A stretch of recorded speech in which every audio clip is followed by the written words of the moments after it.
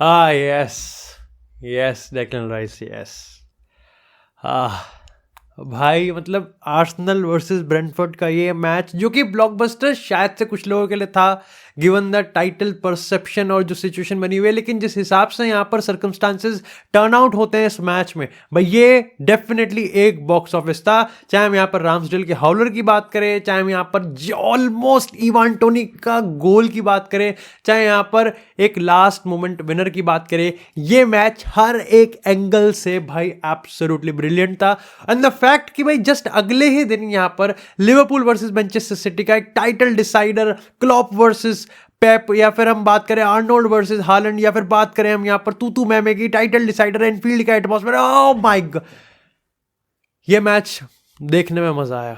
अब देखो मैच यहाँ पर स्टार्ट होता है अपने डिफॉल्ट सेटिंग पे कि ब्रेंटफोर्ड, देखो जो थॉमस फ्रैंक है ना, ब्रेंटफोर्ड एक ऐसी टीम है जो कि सबसे बड़ी अपॉर्चुनिस्ट है।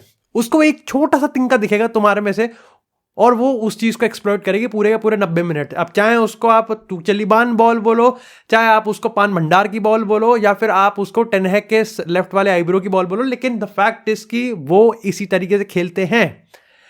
आर्सेनल यहां पर डेक्लन राइस के थ्रू एक गोल मारती है and Declan rice is definitely one of the best midfielder in the present time. चाहे हम लोन 6 की बात करें, चाहे नंबर 8 की बात करें, भाई जिस तरीके से डेक्लन राइस और ये आर्सेनल की टीम ऑपरेट करती है, एब्सोल्युटली ब्रिलियंट। अब यहां पर ऑब्वियसली यहां पर अगर हम राम्सडेल के हाउलर की बात करें, वो चीजें इंटरेस्टिंग कर देता है 1-1 पे। अब आपको पता है कि सेकंड हाफ में आर्सेनल पूरी तरीके से प्रिपेयर्ड होकर आएगी कि उनके लिए फिनाले से कम नहीं है।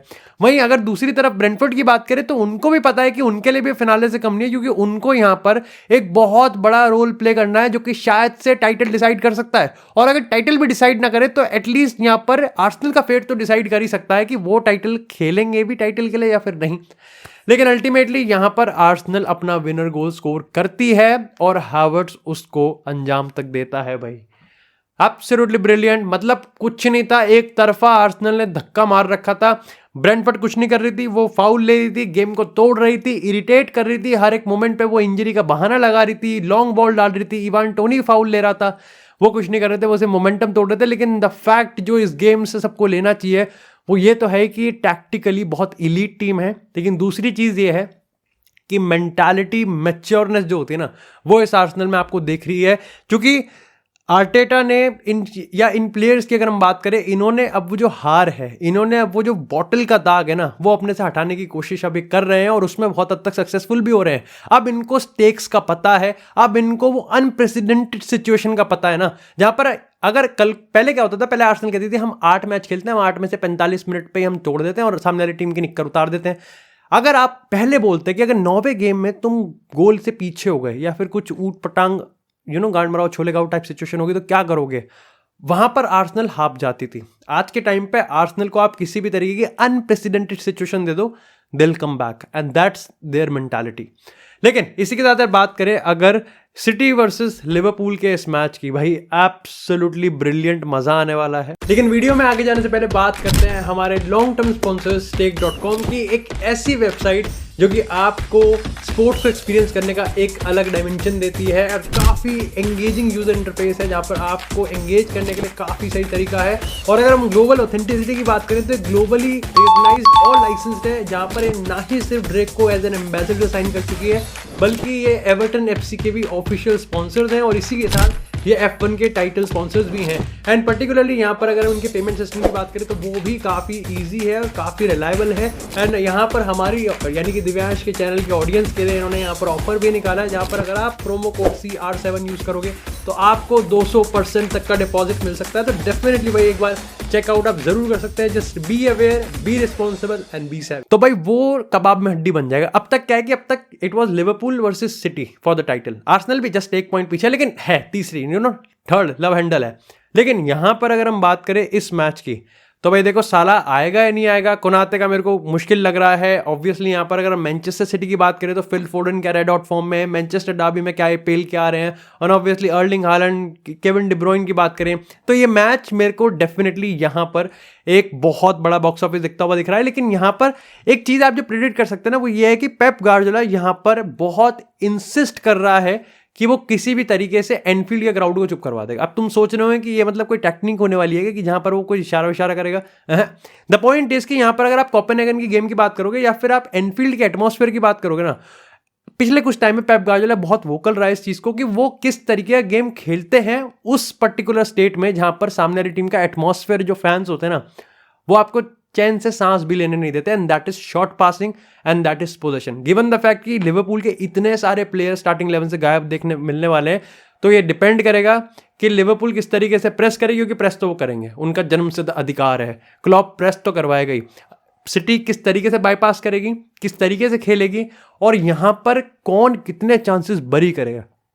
डार्विन नूनेस को भी चांस मिलेंगे, अर्लिंग हालैंड को भी चांस मिलेंगे, और ये देखना पड़ेगा कि भाई अगर इन्होंने अपने चांस ले लिए तो डेफिनेटली मैं बता रहा हूं यहां पर हमको 5 गोल से ज्यादा देखने को मिल सकता है इस गेम में, या फिर एटलीस्ट यहां पर हमको 3 गोल तो देखने को मिल रहे हैं।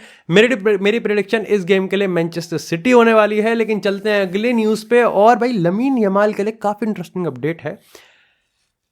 भाई अभी हाल ही में बताया गया कि पिछले हफ्ते जॉर्ज मेंडेस आए थे यहाँ पर लपोर्ता से मिलने, और उन्होंने ये बताया कि देखो यार, पड़ोस में तुम्हारे राइवल की अगर हम बात करें तो भैया मड्रिड में आ रहा है किलियन एम्बापे।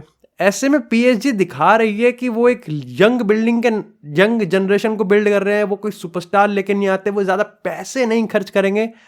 लेकिन पीएसजी भी वही है, जैसे हाथी के दांत दिखाने को कुछ और खाने को कुछ और। ऐसे में यहाँ पर उन्होंने ये प्रपोजल रखा लेपोर्ता के सामने, या फिर कह सकते हो कि ये मैसेंजर की तरह मैसेज लेके आए कि पीएसजी यहाँ पर लमीन यमाल के लिए इंटरेस्टेड है, और ना ही सिर्फ इंटरेस्टेड है बल्कि एक्चुअली में वो 200 मिलियन पे करने के लिए तैयार है। उन्होंने यहाँ पर यह भी बताया कि लमीन यमाल के लिए वो 200 मिलियन के आगे भी जा सकते हैं। लेकिन लेपोर्ता ने इस खबर को सुनते हुए, मार्सा ने जब रिपोर्ट किया तो लेपोर्ता का सिर्फ एक ही सवाल था कि हाँ ठीक है, 200 मिलियन शायद से हमारे अभी इकोनॉमिक फ्रंट पे हमको बहुत मदद कर सकते हैं। हमारा बिजनेस है वो 1:1 के रेशियो पे भी आ जाएगा, यानी कि हम जितना कमाएंगे हम उतना खर्च कर सकते हैं, जो कि अभी मेरे ख्याल से 1:4 चल रहा है। लेकिन यहाँ पर लेपोर्ता ने इस चीज़ को क्लियर कर दिया कि ये जो ला मासिया का पूरा फंडामेंटल फ्रेमवर्क है उसमें से 90% प्लेयर सेल नहीं होंगे, जिसमें आप कह सकते हो गावी है, जिसमें कुबारसी है, जिसमें यहाँ पर ग्यू है, जिसमें यहाँ पर फबिन लोपेज है, जिसमें यहाँ पर पेड्री है, जिसमें यहाँ पर लमीन यमाल है। ये इनमें से कोई भी यहाँ पर सेल नहीं होने वाला, इवन चाहे यहाँ पर पीएसजी कितना ही पैसा फूंक दे। इसके लिए वैसा ट्विटर पे वैसे नेमार भी ट्रेंड हो रहा था, क्योंकि यहाँ पर ये बताया गया है कि बार्सिलोना को पीएसजी की हरकत पता है कि वो क्या कर सकते हैं और क्या नहीं कर सकते, और इसीलिए यहाँ पर उन्होंने 1 बिलियन यूरोस का रिलीज क्लॉज भी सेट कर रखा है लमीन यमाल के कॉन्ट्रैक्ट में। और मैंने ये तो तुमको क्लब की सिचुएशन बताई है।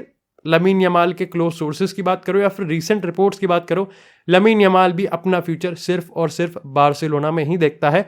But again, in football never say never, ऐसा 2017 में नेमार भी देखता था। बट अगेन, बार्सिलोना को इंटरेस्ट नहीं है, वो किसी भी कीमत पे लमीन यमाल को कैश नहीं करने वाले, जो कि सबसे बड़ी चीज़ है। और भाई यहाँ तक कि बार्सिलोना के अंदर तक के जो सोर्सेज हैं वो ये बोलते हैं कि लियोनेल मेसी के बाद सबसे ज़्यादा वैल्यूड एंड टैलेंटेड अगर इस समय किसी एसेट को मानते हैं अंदर के लोग, तो वो लमीन यमाल है। और ये बहुत बड़ा कॉम्प्लीमेंट है, क्योंकि एक तरीके से आप देखो कि लियोनेल मेसी के साथ नाम जोड़ा जा रहा है, but at the same time जो प्लेयर्स उनके बाद आए हैं, चाहे बात करो यहाँ पर अराउओ की, चाहे बात करो आप पेड्री की, चाहे बात करो आप गावी की, चाहे बात करो आप यहाँ पर लूक डियोंग की, ओबामेयांग की, और फिर अगर आप बात करो यहाँ पर लमीन यमाल की, एब्सोल्युटली अमेजिंग। लेकिन इसी के साथ यार बात करते हैं अब थोड़ी सी यहाँ पर मैनचेस्टर यूनाइटेड की। तो हमारे एरिक टेन हैग, यानी कि हमारे लेगेसी डिस्ट्रॉयर और एरा डिस्ट्रॉयर, भाई उन्होंने फाइनली एक अच्छा गेम पॉइंट वाइज डिलीवर कर दिया। देखो टैक्टिकली तो मतलब पता ही नहीं, मेरे को समय को मैनचेस्टर यूनाइटेड का मेरे को समझ में नहीं आता, मैं किस कोने से कहाँ से पढ़ना स्टार्ट करूँ। द पॉइंट इज कि यहाँ पर पहले 5 मिनट में तो मैनचेस्टर यूनाइटेड इस तरीके से खेल रही थी जैसे समझ में नहीं आ रहा था कि सामने इनको एवर्टन है, कि इनको अभी भी लग रहा है कि मैनचेस्टर सिटी के साथ ही मैच है। इतने मिसप्लेस पासेस, इतना हड़बड़ाहट, इतना पैनिक किस चीज़ को लेके। एंड गिवन कि तुमको पता है कि एवर्टन का स्टाइल, मतलब वो प्रेस कर सकते हैं, वो प्रेस कंजर्वेटिव, वो प्रेस एक अपॉर्चुनिस्टिक प्रेस होता है, लेकिन उनकी जो फ्रंट लाइन है वो इतनी ज़्यादा फुद्दू है भाई, मतलब इतनी ज़्यादा फुद्दू है।